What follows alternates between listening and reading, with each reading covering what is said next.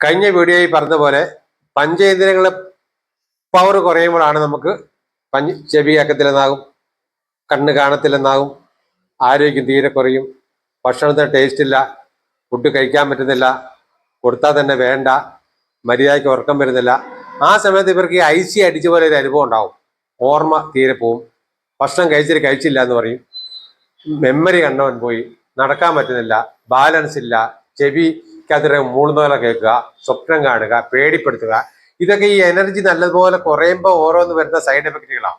ഇത്തരത്തിലുള്ള നെഗറ്റീവ്സുകൾ ഓരോന്നോരോന്നും അവരെ ഇങ്ങനെ വരുമ്പോൾ വേട്ടയാകും.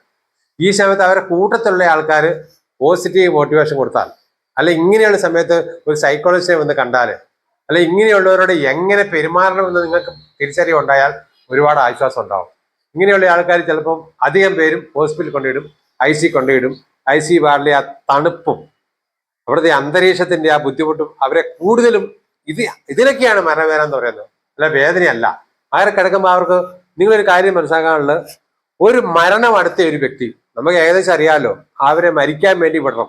അവരുടെ റൂമില്, അവർ കിടന്ന കട്ടിലേല്, അവരുടെ മക്കള്, അവരുടെ മക്കളുടെ മക്കള്, അവരുടെ സുഹൃത്തുക്കള്, അവരുടെ വീട്ടിൽ വളർത്തുന്ന മൃഗങ്ങള്, അവരുടെ വീടിന്റെ അന്തരീക്ഷം, അവർ നട്ട ചെടികള്, അവിടെ കിട്ടുന്ന കുടിക്കുന്ന വെള്ളം പോലും അവർക്കൊരു സന്തോഷവും സമാധാനവും ശാന്തിയുമാണ് നൽകുന്നത്. ഇതൊന്നും ഇല്ലാണ്ട് ഏതോ AC, കടുത്ത തണുപ്പുള്ള AC-ക്കകത്ത് കൊണ്ടുപോയിട്ടിട്ട് രാവിലെ ഒരു നേഴ്സ് നോക്കി, എന്നൊരു നേഴ്സ് നോക്കി, അവിടെയാണ് നരകം തുറക്കുന്നത്. മറിച്ച് ഇങ്ങനെയാ വേണ്ടത്. അതിന് ബൈഹാൻഡുകളാണ് അത് ശ്രദ്ധിക്കേണ്ട. കൂട്ടത്തിലുള്ളവരും അവർ പറഞ്ഞു കൊടുക്കണം. ചില ആൾക്കാരെ വിചാരം ഇത് മരണമായി കഴിയുമ്പോഴത്തേനും പിന്നെ ഹോസ്പിറ്റലിന്റെ ഉത്തരവാദിത്വം അവരെ ഉത്തരവാദിത്തത്തിലൊക്കെ പറഞ്ഞു വിട്ടേക്കും, കൊണ്ടേ എടുത്ത് ചാടുക എന്ന് പറഞ്ഞ പോലെ കൊണ്ടുപോയിട്ടേക്കും, പിന്നെ മരിച്ചിട്ടേ കൊണ്ടുപോകുള്ളൂ. പലരോടും ഞാൻ പറഞ്ഞിട്ടുണ്ട്, നിങ്ങൾ വീട്ടിലോട്ട് കൊണ്ടുപോകും, അവർ കൊണ്ടുപോകല.